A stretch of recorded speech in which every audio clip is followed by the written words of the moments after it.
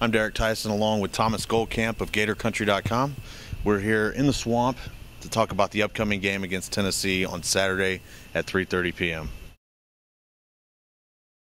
Tennessee is giving up 4.9 yards a game on the ground rushing, and that's against opponents Cincinnati and Montana, not necessarily defensive juggernauts. So I expect Florida to attack from the inside out with Jeff Demps and Chris Rainey, and then also bring in Mike Gillislee to have some of the tougher runs as well.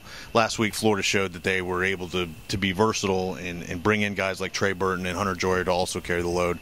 So I expect Florida to really run the ball and try to keep moving the chains, and that could potentially open up some plays down the field. What do you think, Thomas?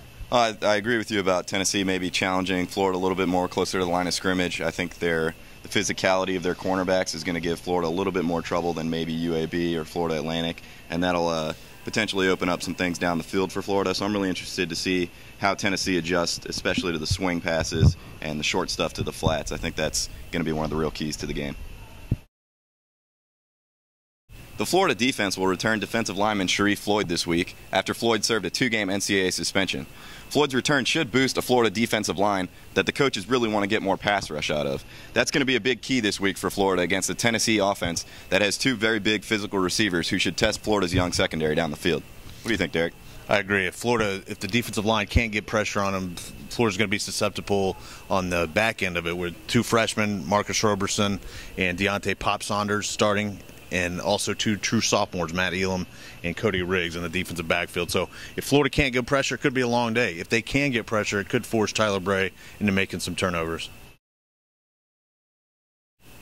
I think Ronald Powell is the guy I'd like to see step up for the Florida defense. Powell has a world of potential. He came in as the #1 recruit, but really hasn't shown a lot this year.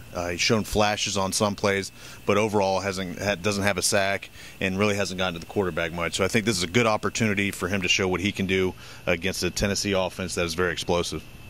I'll be looking at cornerback Marcus Roberson this weekend. He's a true freshman, has played pretty well thus far, but hasn't really been tested the way I think he'll be tested this week against Tennessee.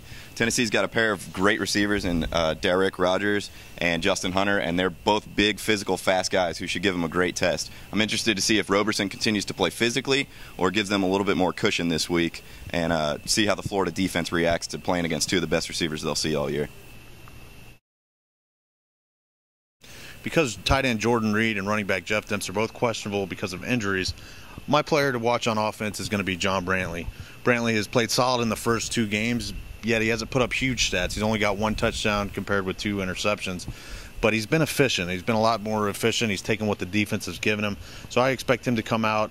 Florida, I do believe, will run the ball to start off, and that's going to open up some big play opportunities downfield to Quentin Dunbar and some of the other receivers, Deontay Thompson, Frankie Hammond, and so forth. So I expect John Brantley to have a good game. What do you think? Well, you mentioned Quentin Dunbar as one of the guys that Florida may try to get involved down the field a little bit more this week, and I agree with you there.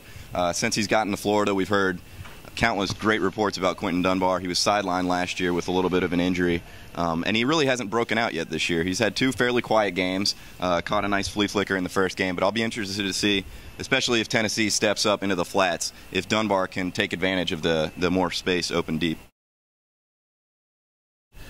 Tennessee quarterback Tyler Bray is 6-1 as a starter.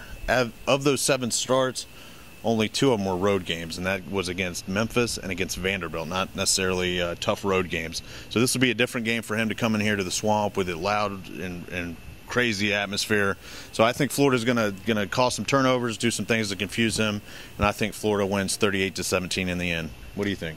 Well, I see this being a bit of an offensive test for both teams. Both teams will be facing probably better defenses than they've seen all year. But at the same time, I don't necessarily see either defense shutting down the other offense completely. I think we're looking at a high-scoring affair. In the end, I think the home field advantage will probably help Florida pull it out. I'm going to go with 34-24 Florida.